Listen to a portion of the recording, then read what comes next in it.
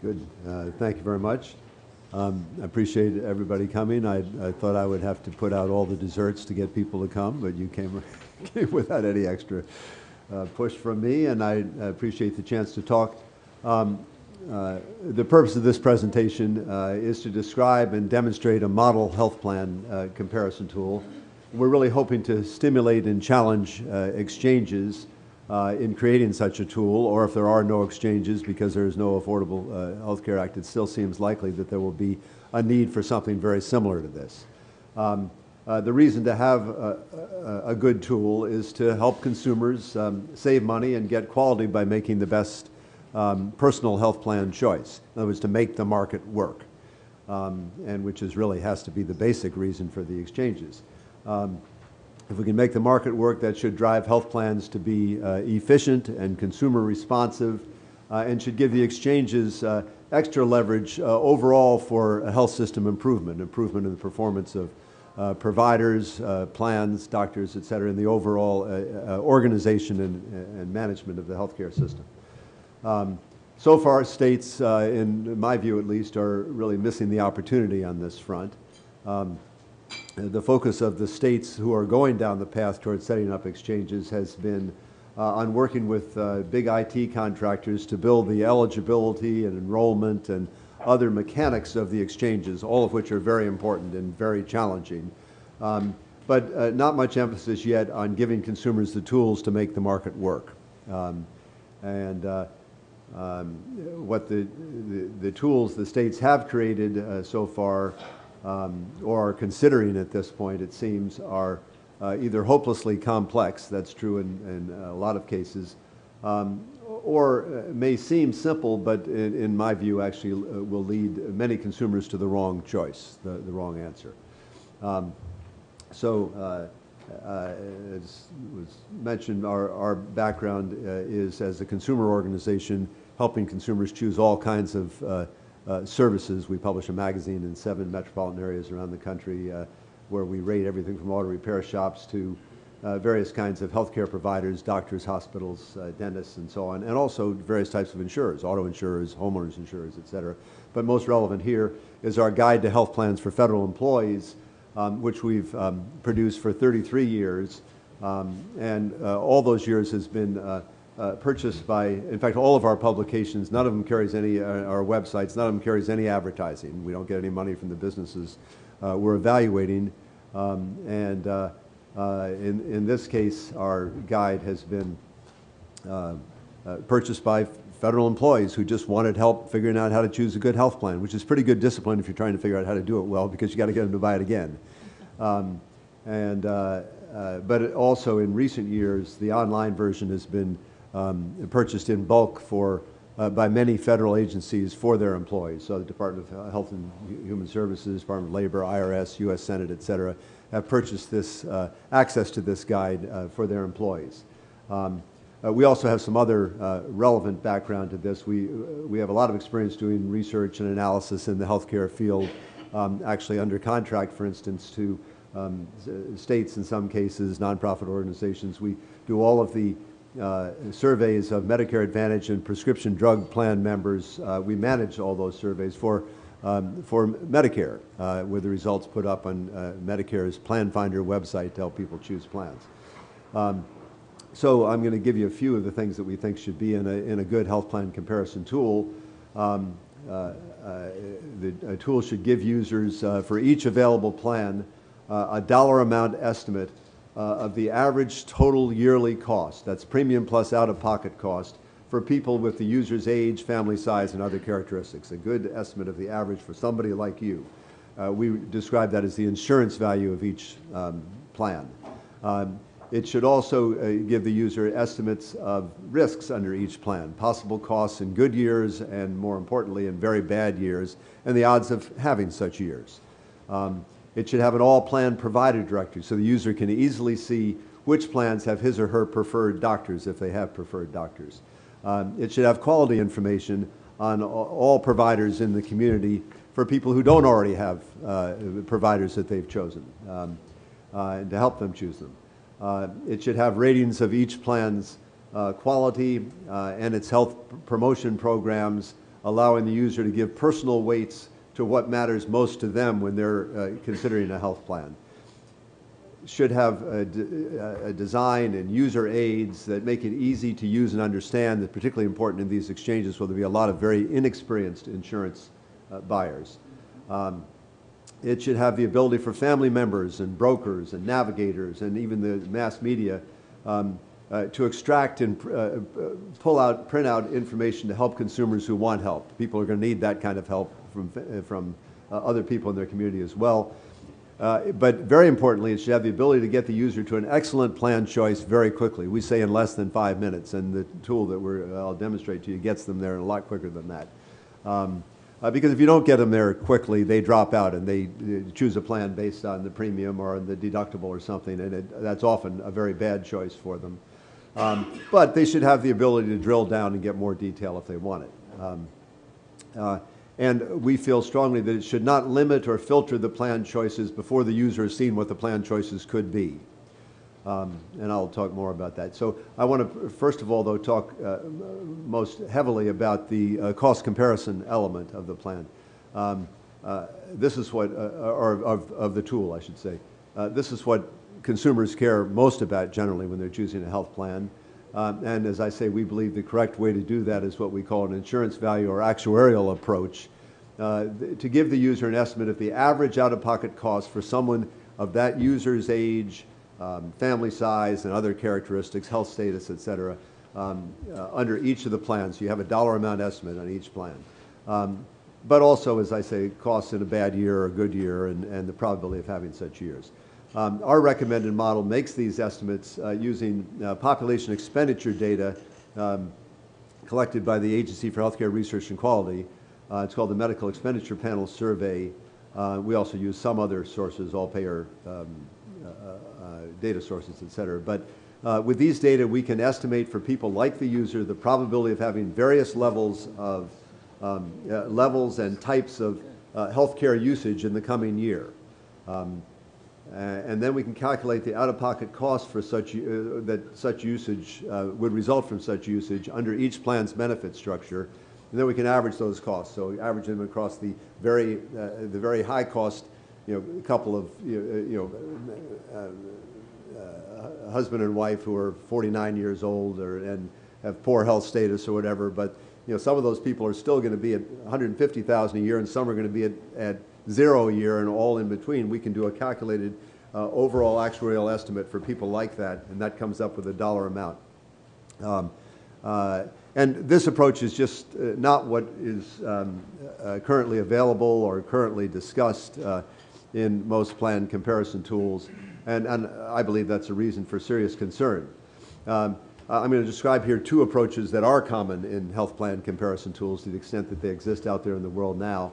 The first one is what we describe as a benefit description model, and that's what most comparison tools do. They just describe what the deductible is under each plan, what the co-pays are under each plan, what the out-of-pocket maximum is, et cetera. That's what the Massachusetts Connector does, for instance. Healthcare.gov, the federal government's website, does that. This leaves the user the baffling task of figuring out the relative value of these different benefit packages. So, is a plan with a $200 deductible and a $10,000 out-of-pocket limit better than a plan with a much higher deductible, $1,000 deductible, and a $4,000 out-of-pocket limit? And what about differences in co-payment levels and co-insurance, et cetera? A baffling and really impossible task for an ordinary consumer to wade through. And yet that's what's the most common thing that's out there in what's called a health plan comparison tool. Much too confusing. The other model we see some of is what we call a known usage model, and a few of the tools have known usage calculators. And these ask the user to predict how many doctor visits you can have next year, how many prescriptions you're going to have next year, and so on. And that approach may be fine for planning contribution to a flexible spending account, but not for choosing insurance. The problem with that known usage model, first of all, it's complicated to use and slow to use, but more serious than that, it ignores expenses for diseases and accidents and other healthcare needs that can't be predicted. And yet these are a major reason, if not the major reason, to get health insurance, and that's all ignored. You can't put that into your calculator. So an insurance value model, like we recommend, can include adjustments for known usage, like a planned pregnancy or expensive maintenance drug, but that should be part of the calculation, not the entire calculation. I have here a slide, I don't know whether you have access to these slides in some way, but you certainly don't want me to talk about this one here, but this kind of illustrates how, in a very, very simplified way, how our actuarial model works, how our insurance value model works. And the only other thing I want to say before I actually demonstrate the tool to you is that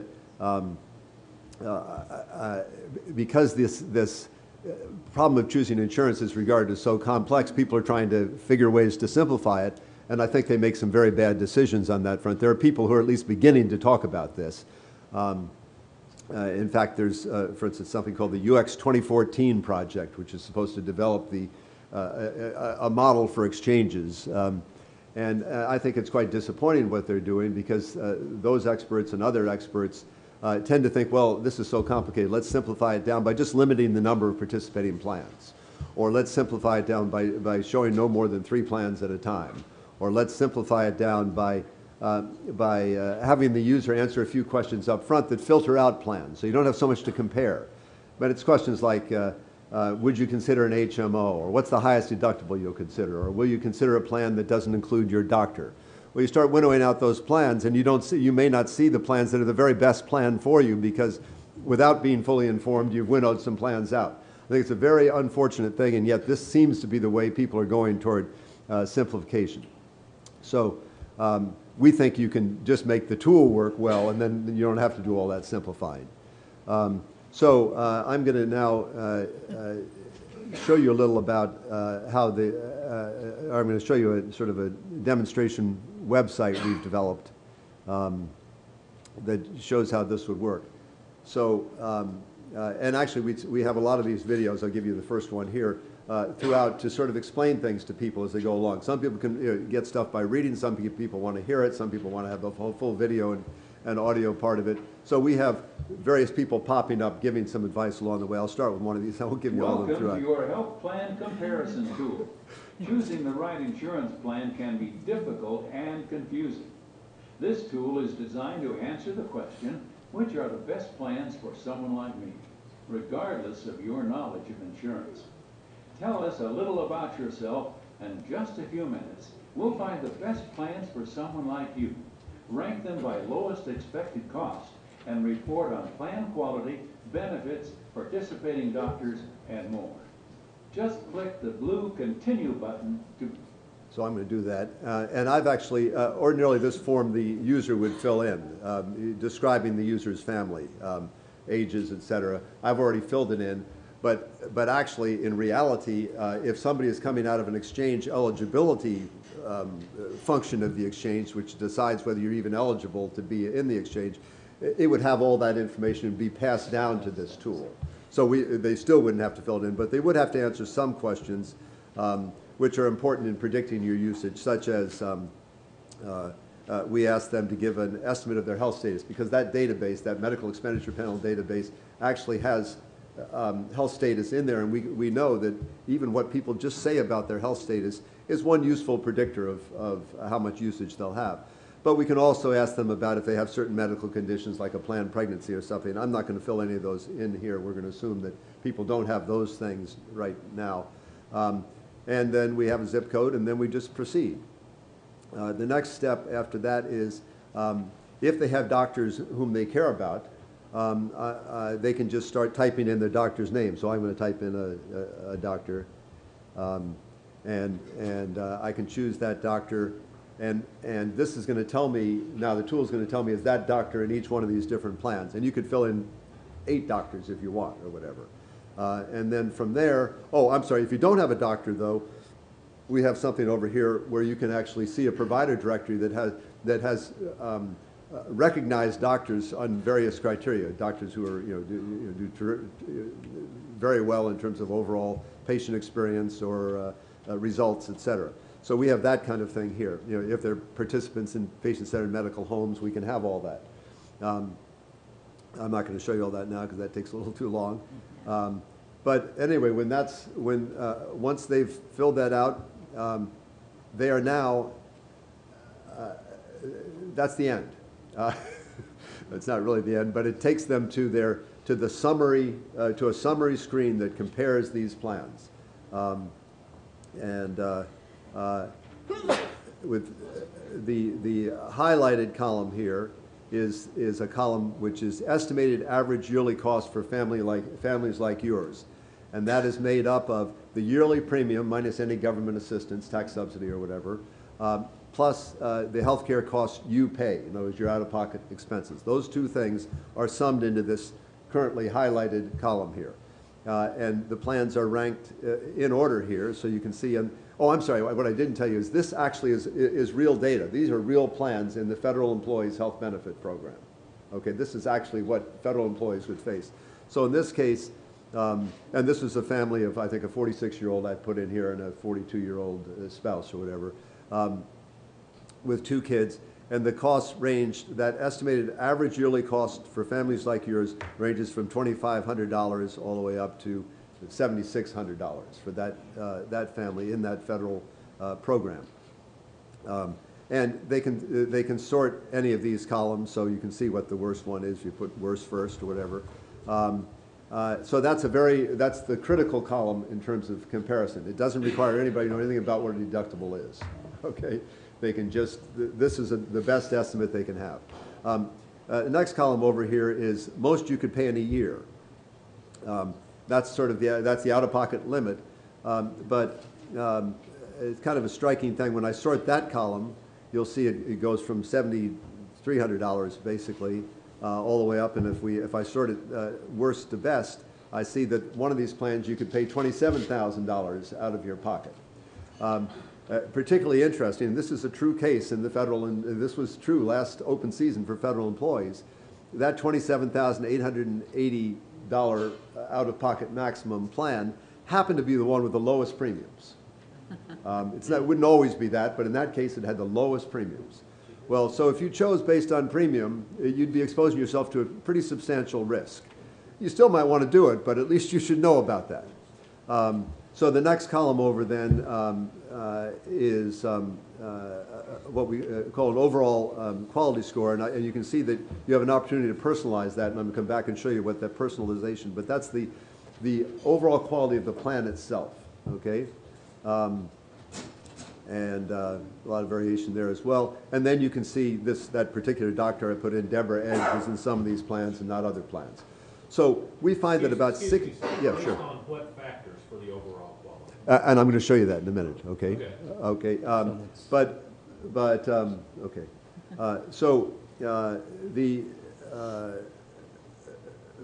we find that about 60% of people actually choose their plan based on the information on this page alone. This was very quick, and yet they're seeing 22 or 26 plans or something here, and we didn't have to winnow it down or anything. I'll tell you about the quality score thing then, where it says personalize here. You can go down here and you can see what the elements of the major elements of that quality score are. So that's what members say about the quality of care, the quality and availability of doctors and other providers, whether members get the tests and treatments they should for diabetes. I mean, things like this. These come from what are described as the HEDIS measures, the CAP survey, and other types of things. And actually, if they want, they can see even more detail on some of those things here. So they can actually see on particular survey questions what people said about all those plans. But I'm not going to spend too much time on that. But anyway, that's all there. They can see the detail, but they can say, well, what I really care about is quality and availability of doctors and other providers. And what I really and since it's insurance, I really care about whether I have any problem getting my claims paid. And I don't care too much about maternity care and some of those things, because I'm beyond those years where that's going to come into play in my family. And I can do that, and then I can press submit, and now those quality scores are different. Okay, those stars for quality are now changed according to my preference. So that's basically the whole story here. I would just say that it is possible for people then, if they want to winnow down